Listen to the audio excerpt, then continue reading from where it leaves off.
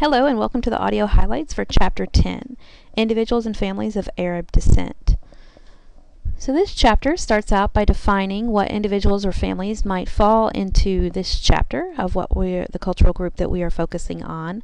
An Arab American is defined by our authors as any individual who defines him or herself as part of that ethnic group and has heritage linked to the League of Arab States. So in case you're wondering which countries may or may not be encompassed in this league, on page 246 there's a list of the 22 countries that it involves. So the largest groups of individuals that are now here in America are from Lebanon, followed by Syria, Egypt, Palestine, Morocco, and Iraq. And so you can definitely conclude from that list that this is a group of individuals and families that are heavily impacted by our recent policies and political events around the globe. So that's something to keep in mind, even more so with this group. It's true across many of the cultural groups we'll study, but this is definitely a group that's been in a firestorm in recent years. So looking most specifically when we talk about political and historical current events that impact a group of people, 9/11, September 11th, was a major event for individuals who either were already here who identified as Arab American or who came in the years following 9/11. So post 9/11, the U.S. has instituted a number of changes. It's become more intent on securing its borders. There's been definite changes in national policies. Some of those policies even reflect what some groups are concerned may be ethnic profiling, targeting Arab Americans. And what you don't hear talked about very often when we talk about 9/11 is that following 9/11, there were over 600 attacks against people who the perpetrators of those attacks assumed the individuals to be Muslim Arabs. So these are ethnically based attacks. Over 600 of those happened in just the months following 9/11. Over 800 cases of workplace discrimination were also reported around that same time. So this is a group that people have strong stereotypes and often misconceptions about, and they face a number of challenges related to oppression and discrimination. In response to the challenges post 9/11, we've also seen increased solidarity in this group. So there have been community education efforts to clear up some of these misconceptions and to teach others about Islam and what those who practice it understand to be its beliefs versus what the media may communicate, especially from extremists who do not represent the majority of those who practice Islam. There's also increased pride in this culture as a way, because they recognize that there are so many negative images that have been generated after 9/11 that many in this group have increased their own pride among their and within their culture and have tried to share that pride with others to explain that the actions of a few do not represent an entire group. We've also seen the role of collectivism within this group. So, and a quote that helps us kind of wrap our minds around that idea is, "We rise together, we fall together." And how this looks in kind of everyday activities among some Arab Americans is it has to do with the role of decision making. So decisions that a more individualistic society may believe are completely up to the individual, like whether to accept a new job or maybe who to marry. These decisions, in some cases in Arab American culture, are considered more of a family decision. And so extended family may even be involved as kind of stakeholders in those decisions. And so communities tend to be very close-knit and share thoughts around these decisions and share this decision-making process.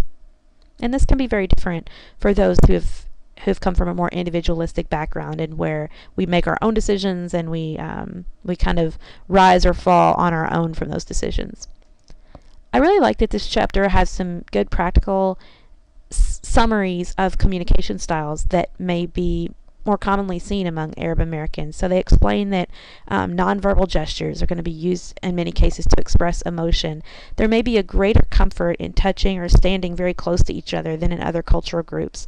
And when you read this list of communication styles, I also want you to think about the misconceptions that can arise and do arise when people just don't understand that these behaviors, these communication styles may be culturally based. So, for example, some people have misunderstood or misinterpreted an individual's even how closely they stand as maybe an act of rudeness or inconsideration, when really this is really just can be a communication style common of Arab Americans. So another challenge in the counseling relationship, or if you're a social worker in the human services profession, may be the general reluctance to say anything negative about others, especially family or community members.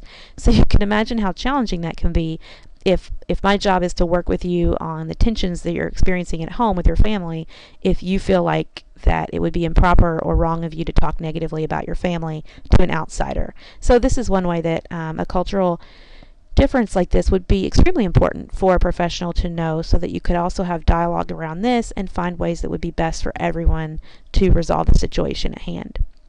It's also, as we brought up in the previous chapter, the way the client sees the counselor is also important. So in many cases, the client is going to assume that the counselor is an authority figure.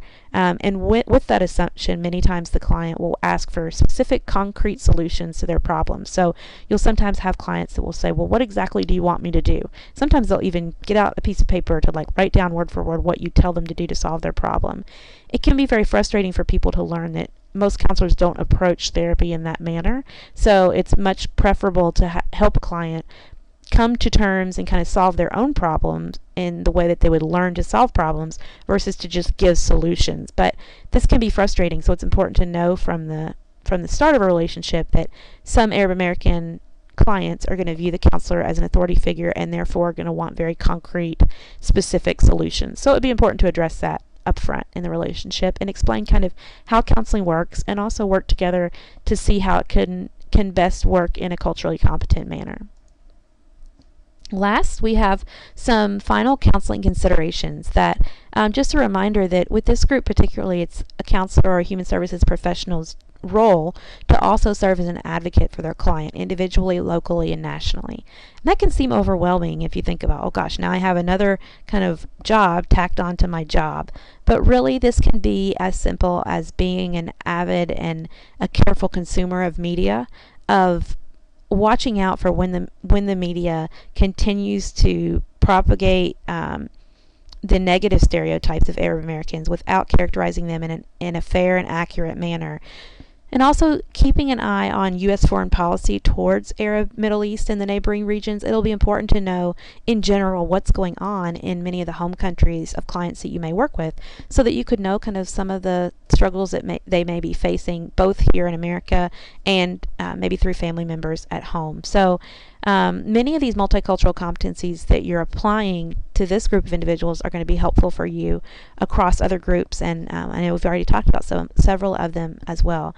And last point that I feel like I often leave you with in these audio highlights is that it can't be stressed enough how heterogeneous this group is, meaning that each individual, each family that identifies as Arab American is going to be very different in many ways. So none of the generalizations that I've mentioned or that our text mentions are going to apply to everyone, but there's still a helpful way to get started in trying to become a more culturally competent professional.